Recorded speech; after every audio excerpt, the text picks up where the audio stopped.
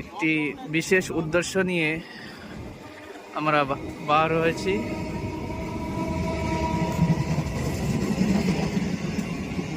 যেমন আল্লাহ পাক আমাদেরকে অনেকের তুলনায় অনেকটাই ভালো রেখেছেন, সুখে শান্তিতে রেখেছেন। এই আমাদের ভালো থাকা, সুখে শান্তিতে থাকার তার থেকে কিঞ্চিত পরিমাণ আমরা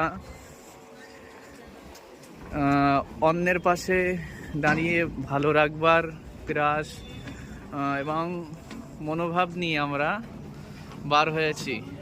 আমরা ইমাম অর্গানাইজেশন অ্যান্ড ওয়েলফেয়ার ট্রাস্টের ব্যবস্থাপনায় বছরের শুরুতেই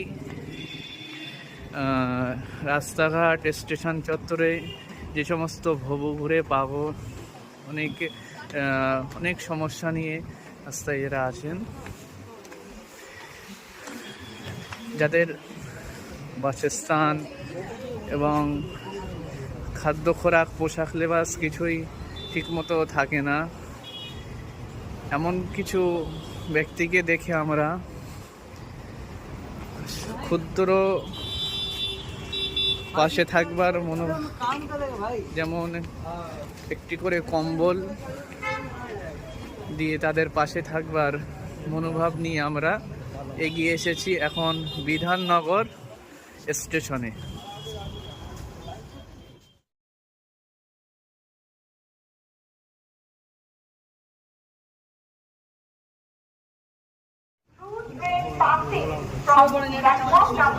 আমাদের মধ্যে উপস্থিত আছেন ইমাম অর্গানাইজেশন অ্যান্ড ওয়েলফেয়ার ট্রাস্টের সভাপতি, সেক্রেটারি, কোষাধ্যক্ষ, কেশিয়ার,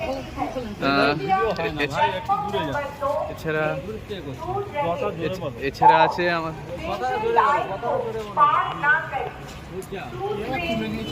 আমাদের অ্যাডভোকেট মইনুল হক সাহেব আছেন, আরও কিছু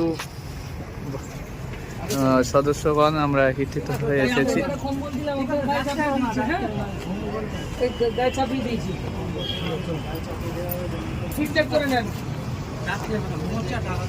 না না, গায়ের উপর থেকে তুললে চলে যাবে শীতের সময়।